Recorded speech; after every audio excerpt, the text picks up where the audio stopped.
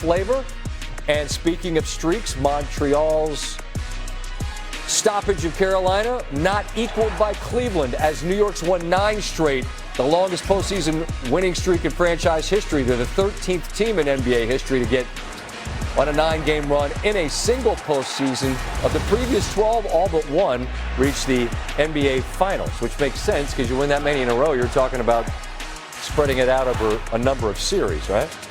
In NBA playoff history, teams who take a 2-0 lead in the best of 7 have won over 92% of the time. Most recently, it was 2020. The Knicks are the 11th team to take a 2-0 lead in the conference finals, and the previous 10 won them all. Series shifts to Cleveland, Game 3, Saturday night. Cavs look to avoid a 3-0 series deficit. No teams overcome in playoff history. Cavs, though, have been good at home this postseason. Joined now by Tim Legler, who is courtside in the Garden, where the Knicks roll to a 2-0 series lead. And, Tim, the connectivity of the Knicks defense felt like a big part of this night. Cleveland started hot from 3, then couldn't buy one. Am I onto something? Is the Knicks defense the reason why they won this game tonight? Knicks defense has turned into an elite defense here in the postseason, and they adjusted some things during the course of the year.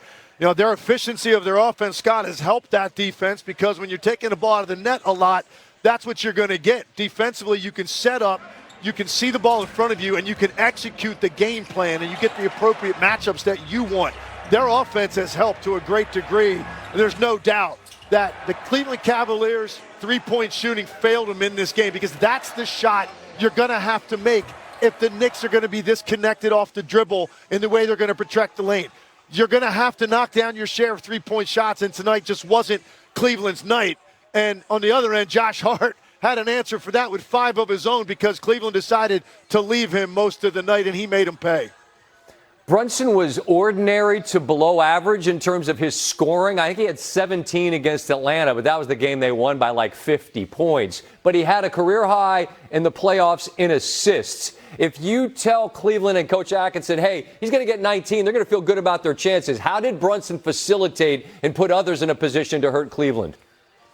He recognized immediately the shift, and the shift was this. They were going to rotate multiple bodies to his side of the floor. They let him play, obviously, one-on-one in that fourth quarter of Game 1 late. And I think now the adjustment, and he was waiting for it. He was prepared for it. He wasn't as aggressive looking for his offense. He wanted to accept 2 because that's the responsibility of a great player, and then move it out of there. Tonight was his job as a playmaker. He picked them apart. He ran the team. They had 7 turnovers as a group. A lot of that falls on the shoulders of Jalen Brunson, getting them properly spaced, reading where the traffic was coming from, and then delivering the ball where it was supposed to go to make the game very easy in 4-on-3s and 3-on-2s out of those traps. I'm a big fan of Donovan Mitchell across the board. Everything about his constitution. At the end of this game, Tim, he's applauding to his bench. He's giving his guys a look like, we're all right, we're all right. They have to know, in their heart of hearts, Tim, we have to win a game in the Garden to win this series, and we had a 22-point lead in Game 1 and we lost it. I'm not saying they can't win this series, but when you go back home knowing what you let get away in Game 1, in your heart of hearts, do you have to feel like, I don't know how we win this series if you're the Cavs? Yeah, I mean, that's kind of been my mentality since they let that slip away. Scott, you said it. It's a math problem, right? You got to get to 4. And for the Cavs, they had a different problem coming in. They had to win a road game. The Knicks don't. And the Cavs had a road win right there in front of them.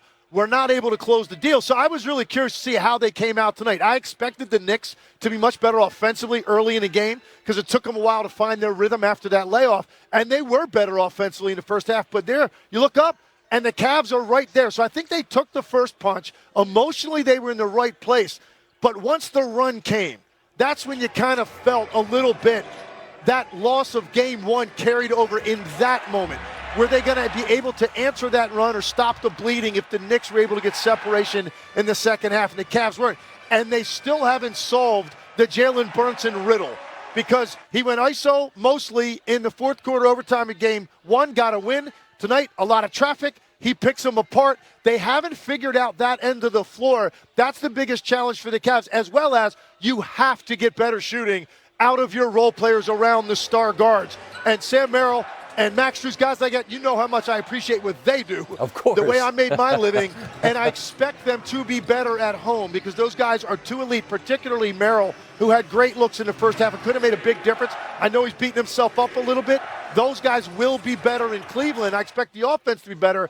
How do they solve this Jalen Brunson problem? That's still an issue for the Cavs.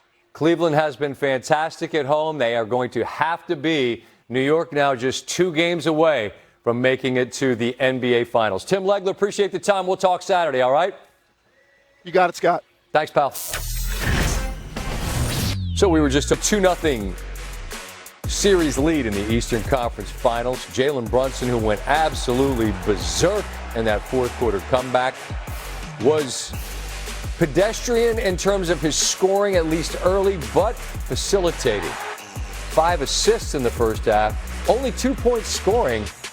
But again, a lot of ways that he can impact this Knicks squad, especially on a night when his podcast partner is going to hit everything he looks at. But now in the second half, Brunson, I don't want the screen. I'm going to get to my right, then pull from deep.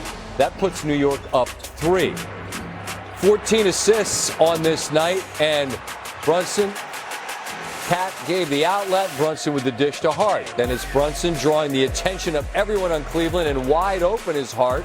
So is the combination of Hart's career scoring night and Brunson's career assist night in the playoffs. There's the same recipe right there. Brunson scored or assisted on 15 of the 18 points in the Knicks' 18-0 run. Now in control, up 15 on the break. Brunson, Donovan Mitchell not going to challenge that. There's no reason.